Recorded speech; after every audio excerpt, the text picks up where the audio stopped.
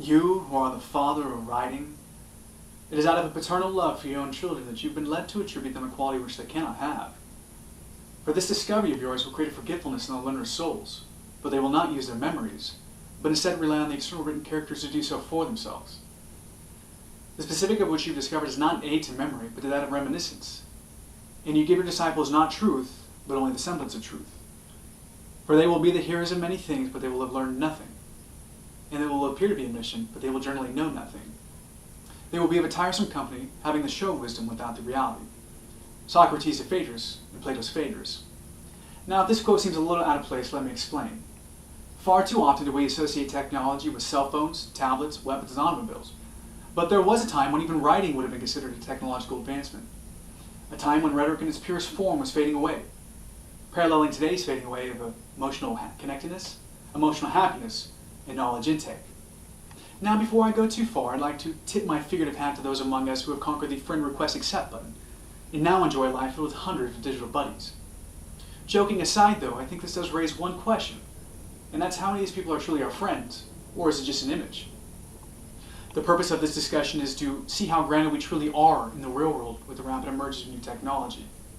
My intent is not to argue that technology should be banned in the pits of hell and fire this and brimstone that. I think we can all acknowledge that technology has some fantastic advantages, but we should be asking, at what cost? According to developmental psychologist Ivy Way, we know from sociological literature that we're becoming less empathic, that we're losing our emotional connectedness to each other. This is a crisis of connection, one that is not effectively addressed by less face-to-face contact. This worries me. I don't know how or if somebody could potentially shrug something like this off.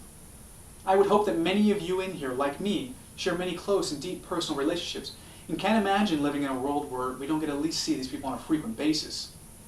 If we are gradually progressing into a world where this is the case, then I feel that we have the responsibility to address the issue, to ensure that it becomes written to not only our future, but to that of our children.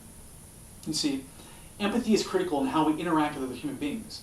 Without empathy, it makes it impossible for us to express feelings, share feelings, even experience feelings. And this means that we can no longer actually create true and meaningful relationships with people that we care about, or would like to care about. It would seem, though, that our generation and coming generations would actually prefer this. As Sherry Turkle points out, that what teens tell me is that they'd rather text and talk. What they're expressing are the new psychological affordances that come with our growing technological use. They say that a phone call reveals too much, and that they feel they don't have enough control over the situation.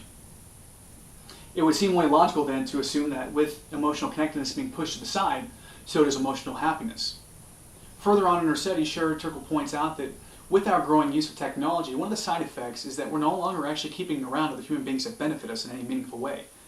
Instead, we're using other human beings to make ourselves feel validated, creating something that is illusory, not permanent. And this means one thing. We're essentially using other human beings as tools, and tools break. Tools don't last, and tools are generally only useful in certain situations, hardly useful in trying to induce emotional happiness.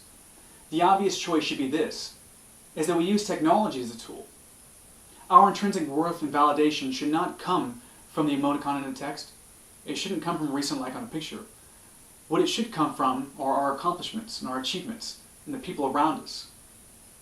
I don't doubt the proponents of technology may disagree with me. Even I myself would love to disagree, as I'm a bit of a tech geek. But the truth is often difficult to swallow, and even I have to admit that the only real relationships I have are the ones in the real world, not the cyber. So back to the discussion between Socrates and Phaedrus, Socrates is essentially arguing that with the coming advent of writing, we are no longer acquiring knowledge. Knowledge is no longer available to us. Do you think that future and present technology are affecting us in a similar manner? Well, let's look to the search engine that takes an average of 0.3 seconds to pull up an answer after you hit enter. Is it possible that after we spew this answer from Google or Bing, that we merely perform a data dump and never look back on the matter again? Take our textbooks in this class, for example. Do you think it's possible for us, after reading a section, to easily defend and argue a position taken from our hearts? Or is it simply easier to regurgitate that information? Look to the high school senior that's constantly getting straight A's and is always at the top of their class. Do you think that they're actually expressing knowledge acquirement and knowledge? Or do you think it's simply easier to echo word for word what they've heard time and time again?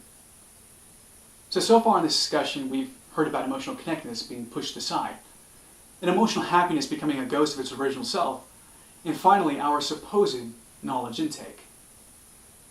I'm not asking you to completely dissolve your ties with technology. That's an absurd, if not impossible, thing to ask you to do. But what I am asking you to do is examine your relationship with technology and whether or not it's possible to absent yourselves from time to time. Taking a break isn't a bad thing. Turning off the cell phone and shutting off the laptop for the remainder of the day isn't an impossible request to fulfill. So Socrates says to Phaedrus, "Then is it not likely that he will be inclined to write his thoughts in water with pen and ink, sowing words which can neither defend nor speak the truth adequately to others?" To which Phaedrus says, "No, that is not likely." So Socrates says to Phaedrus, "No, that is not likely.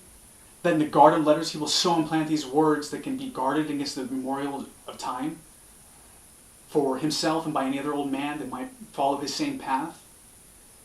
That this will be how the remainder of his days are spent." Thank you.